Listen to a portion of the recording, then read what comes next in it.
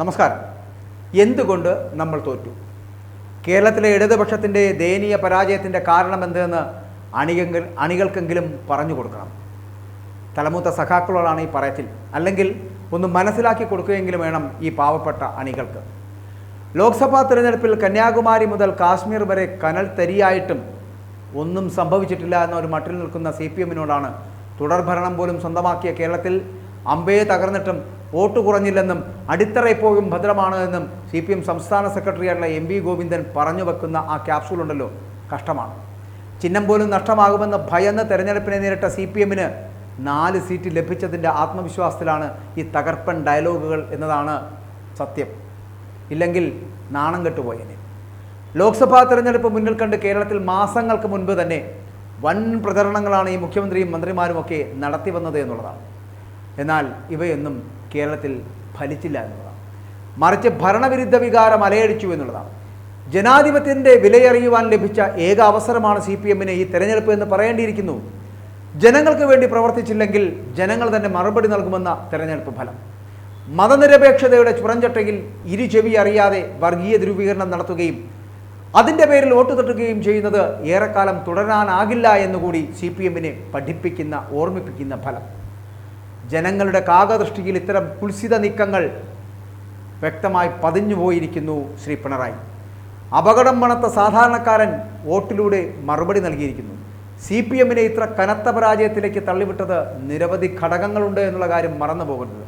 കാരണം പലതരത്തിലുള്ള വിശ്വാസ സംവിധാനങ്ങളടക്കം ഹൈന്ദവ വിശ്വാസികളുടെ ഹൃദയത്തിൽ ഒരിക്കലും ഉണങ്ങാത്ത മുറിവ് കോറിയിട്ട യുവതീ പ്രവേശനം, ആ യുവതീ പ്രവേശനത്തിന് ശേഷം വീണ്ടും വിശ്വാസികളുടെ വികാരം വ്രണപ്പെടുത്തിയ ഒരു മണ്ഡലകാലമാണ് കഴിഞ്ഞുപോയത്. ചരിത്രത്തിൽ ആദ്യമായിട്ട് ഭക്തർ മലചവിട്ടാതെ പാതി വഴിയിൽ നിന്നും പന്തളത്തും പമ്പയിലും ക്ഷേത്രങ്ങളിലുമെത്തി മാലയൂരി കണ്ണീരോടുകൂടി മടങ്ങിയ ദിനങ്ങൾ. ശബരിമലയിൽ ആവശ്യത്തിന് സൗകര്യങ്ങൾ ഒരുക്കുവാനോ തിരക്ക് നിയന്ത്രിക്കുവാനോ സർക്കാരിനും മറ്റ് സംവിധാനങ്ങൾക്കും കഴിഞ്ഞില്ല എന്നുള്ള ഗതികേട്. ഹൈക്കോടതി പോലും ഇടപെട്ടെങ്കിലും മണ്ഡലകാലം അവസാനിക്കും വരെ ഭക്തരുടെ ദുരിതത്തിന് അറുതിയില്ലായിരുന്നു എന്നുള്ളതാണ്. മണിക്കൂറുകളോളം അയ്യപ്പ ഭക്തന്മാർ വെള്ളം പോലും കിട്ടാതെ കാത്തു നിൽക്കുമ്പോൾ 1 കോടിയുടെ ബസ്സിൽ മുഖ്യനും കൂട്ടരുമൊക്കെ നവകേരള സദസ്സുമായി നാട് ചുറ്റുകയായിരുന്നു. നാട് ചുറ്റിയ മുഖ്യമന്ത്രിക്ക് എന്ത് കിട്ടി? ഇനി ഒന്ന് മറിയക്കുട്ടിയെ പിച്ചച്ചട്ടിയുമായി തെരുവിലിറക്കിയ ഒരു ഭരണമാണിത്. ജനങ്ങളുടെ അടിസ്ഥാന ആവശ്യങ്ങൾ പോലും നിറവേറ്റാൻ സാധിക്കാത്ത ഒരു സർക്കാർ, ആ സർക്കാരാണ് ഭരണത്തിലിരിക്കുന്നത് എന്നതിന് അടിമാലിക്കാരി മറിയക്കുട്ടിയാണ് മികച്ച ഉദാഹരണമെന്ന് പറയേണ്ടിയിരിക്കുന്നു. വയോധികർക്ക് നൽകുന്ന ക്ഷേമ പെൻഷനിൽ വരുന്ന കണ്ണടച്ച ഒരു സർക്കാർ ഉണ്ടായിട്ടുണ്ടോ മുൻപ്? അടിമാലിയിൽ മറിയക്കുട്ടി എന്ന 88 വയസ്സുകാരി പിച്ചച്ചട്ടിയുമായി തെരുവിലിറങ്ങിയതോടെ സർക്കാരിൻ്റെ കെടുകാര്യസ്ഥത കൂടിയാണ് അടയാളപ്പെടുത്തിയത് എന്നുള്ളതാണ്. ഒടുവിൽ ചട്ടയും മുണ്ടുമുടുത്ത മറിയക്കുട്ടി ക്ഷേമ പെൻഷനായി കാത്തിരിക്കുന്ന ആയിരങ്ങളുടെ ശബ്ദമായി മാറി എന്നുള്ളതാണ് വസ്തുത. ചരിത്രമാകുന്നു. സംഭവത്തെ ഹൈക്കോടതിക്ക് മുന്നിൽ എത്തിക്കുവാനും അവർക്ക് സാധിച്ചു എന്നുള്ളതാണ്. പ്രതിമാസം 1600 രൂപ കൊടുക്കാനില്ലേ എന്ന് കോടതി ആരാഞ്ഞപ്പോൾ സാമ്പത്തിക പ്രതിസന്ധി എന്ന ന്യായമായിരുന്നു അന്ന് സർക്കാരിന് പറയാനുണ്ടായിരുന്നത്. ഇനിയുമുണ്ട്. പൗരപ്രമുഖരും ജീവൻ രക്ഷാ പ്രവർത്തനമൊക്കെ കടക്കണ്ണിയിൽ അകപ്പെട്ടിട്ടും കൊട്ടിഘോഷിച്ചുകൊണ്ട് നവകേരള സദസ്സ് നടത്തിയ സർക്കാരാണിത്. എന്തിനോ വേണ്ടി തിളച്ച സാമ്പാർ എന്ന മട്ടിലായിരുന്നു നവകേരള സദസ്സ് ഉണ്ടാക്കിയത്. സർക്കാർ ചിലവിൽ നടത്തിയ രാഷ്ട്രീയ പ്രചരണം, കോടികൾ ചിലവിട്ട് ബംഗളൂരിൽ നിന്ന് പ്രത്യേകം ബസ് എത്തിച്ചതും ചർച്ചയ്ക്ക് വഴിയൊരുക്കി എന്നുള്ളത് ഈ മുഖ്യമന്ത്രിയും കൂട്ടരും മറന്നുപോകരുത്. മുഖ്യമന്ത്രിയും ഈ പരിവാരങ്ങളും ഓരോ മണ്ഡലത്തിലേക്കും ഇറങ്ങിച്ചെന്ന് ജനങ്ങളുമായി സംവദിക്കുമെന്നായിരുന്നു അവകാശവാദം. പൗരപ്രമുഖരെന്ന് പറഞ്ഞ ഒരു വിഭാഗത്തെ ക്ഷണിച്ച് സർക്കാർ ചിലവിൽ ഭക്ഷണം കഴിപ്പിച്ച് അത് വെച്ച് പബ്ലിക് റിലേഷൻ വർക്ക് നടക്കുന്ന ഒരു പുതിയ ഏർപ്പാട്, പ്രശ്നപരിഹാരത്തിനെത്തിയവരെ രസീത് മാത്രം നൽകി പറഞ്ഞയക്കുന്ന പുതിയ സംവിധാനം, നടപടി ഇന്നും ഫയലുകളിലാണ് എന്നുള്ളത് മറന്നുപോകുന്നു. പ്രതിഷേധം പ്രകടിപ്പിക്കുവാൻ കറുപ്പിട്ട് വഴിയിൽ നിന്നവരെ മുഖ്യന്റെ നേതൃത്വത്തിൽ നന്നായി കൈകാര്യം ചെയ്തു വിട്ടു. പിന്നാലെ ജീവൻ രക്ഷാ പ്രവർത്തനം എന്ന ലേബലും പിണറായി നൽകി. ഇതും ജനങ്ങൾക്കിടയിൽ ചർച്ചയായി മിസ്റ്റർ പിണറായി, മറന്നുപോകരുത്. യുവാക്കളെ തെരുവിലിറക്കിയ ഒരു ഭരണമാണിത്. അവരുടെ ശക്തി അറിഞ്ഞതാണ് ഈ തെരഞ്ഞെടുപ്പ് ഫലം. യുവാക്കളാണ് ശക്തി എന്ന് ഘോരഘോരം പ്രസംഗിക്കുമെങ്കിലും എല്ലാം വെറും തള്ളും വാഗ്ദാനങ്ങളും മാത്രമാണ് എന്ന് തിരിച്ചറിഞ്ഞ ജനമാണിത്. 60ഓളം ദിവസം സിവിൽ പോലീസ് സർവീസ് റാങ്കിൽ ഉൾപ്പെട്ട ഉദ്യോഗാർത്ഥികൾ സെക്രട്ടേറിയറ്റിന് മുൻപിൽ സമരമിരുന്നു. ആരും മറന്നിട്ടില്ല. മണ്ണും പുല്ലും തിന്നു, പൊരിവെയിലത്ത് കിടന്നലഞ്ഞു. അങ്ങനെ പലതും ചെയ്തുവെങ്കിലും ഈ മുഖ്യൻ മൗനിയായി നോക്കി നിന്നു എന്നുള്ളതാണ്. വകുപ്പ് മന്ത്രിക്കും പ്രത്യേകിച്ചൊന്നും പറയാനില്ലായിരുന്നു. DYFI പോലുള്ള പല സംഘടനകളും യുവാക്കൾക്കായി ശബ്ദിച്ചില്ല എന്നുള്ളതാണ്. സമരത്തിൻ്റെ അവസാന ദിവസം ഉദ്യോഗാർത്ഥികൾ സർക്കാരിനെതിരെ ക്യാമ്പയിൻ നടത്തുമെന്നും ഒരു വലിയ പ്രഖ്യാപനം കൂടി നടത്തിയിരുന്നു എന്നുള്ളതാണ്. അത് വിജയിച്ചു. അവരുടെ വിജയമാണ് ഈ തെരഞ്ഞെടുപ്പ് ഫലമെന്ന് ഒരു വിധത്തിൽ വേണമെങ്കിൽ നമുക്ക് പറഞ്ഞു വെക്കേണ്ടി വരും. പിണറായി, നിങ്ങൾ മനസ്സിലാക്കുക, നോവിച്ചത് യുവാക്കളെയാണ്. മുങ്ങുന്ന നഗരങ്ങളുണ്ട്, മണിക്കൂറുകളിൽ നിന്ന് നീളുന്ന ഗതാഗത കുരുക്കുകൾ കൂടിയുണ്ട്. ഇവിടെ അടിസ്ഥാന സൗകര്യ വികസനത്തിൽ പോലും പിണറായി സർക്കാർ അൻപേ പരാജയമായിരുന്നു എന്നുള്ളതിന് തെളിവാണത്. ഒരു ചാറ്റൽ മഴ പെയ്താൽ പോലും റോഡിൽ വെള്ളക്കെട്ടുണ്ടാകുന്ന സ്ഥിതിവിശേഷം. തലസ്ഥാനവും കൊച്ചിയും തൃശ്ശൂരുമൊക്കെ ഒരേ സമയം ഈ പ്രതിസന്ധി നേരിടുന്നു എന്നുള്ളതാണ് വസ്തുത. മണിക്കൂറുകൾ പെയ്ത മഴ പെയ്താൽ വീട്ടിൽ വെള്ളം കയറുന്ന ഒരവസ്ഥ.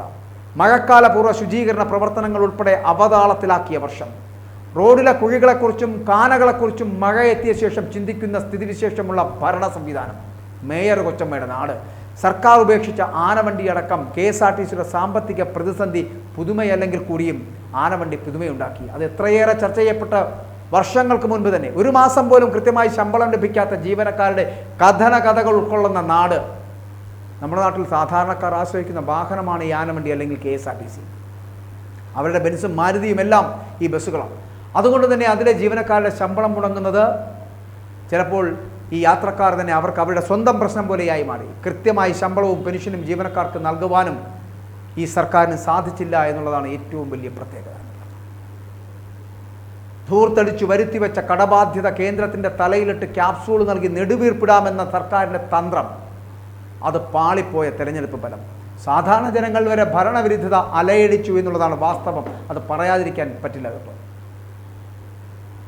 കേന്ദ്രത്തിനെ കുറ്റപ്പെടുത്തി അവസാനം കുടിശ്ശിക തരുന്നില്ല എന്ന് പറഞ്ഞ് കേന്ദ്രത്തെ നിരന്തരം കുറ്റപ്പെടുത്തുന്നതായിരുന്നു പിണറായി സർക്കാരിൻ്റെ ഒരു ശീലമെന്ന് പറയപ്പെടുന്നു.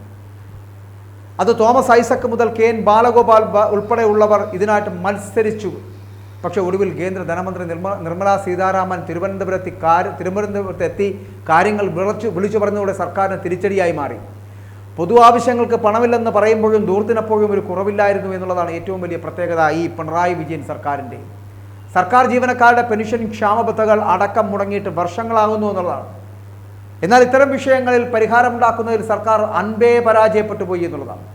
പ്രതിസന്ധി എന്നതിലപ്പുറം സർക്കാർ ഇത്തരം കാര്യങ്ങൾ പരിഹരിക്കുന്നത് സർക്കാരിൻ്റെ പ്രധാന വിഷയമല്ല എന്ന സമീപനമാണ് ജനങ്ങളുടെ പ്രതിഷേധം ശക്തിയാക്കിയത് അല്ലെങ്കിൽ ഇരട്ടിയാക്കിയത് എന്ന് പറയേണ്ടി വരും. ഇത്തരത്തിലുള്ള കാര്യങ്ങളൊന്ന് കൂട്ടിച്ചേർത്ത് വായിച്ചാൽ മതി എൻ്റെ അന്തം കമ്മി സഖാക്കളെ, നിങ്ങൾക്ക് മനസ്സിലാവും എന്തുകൊണ്ട് നമ്മൾ തോറ്റു എന്നുള്ളത്.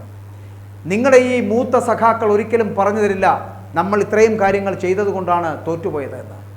നമ്മൾ യുവാക്കളെ തള്ളിക്കളഞ്ഞതുകൊണ്ടാണ് നമ്മൾ തോറ്റുപോയതെന്ന്. നമ്മൾ ആനവണ്ടിയെ വഴിയിലിട്ടത് കൊണ്ടാണ് നമ്മൾ തോറ്റുപോയതെന്ന്.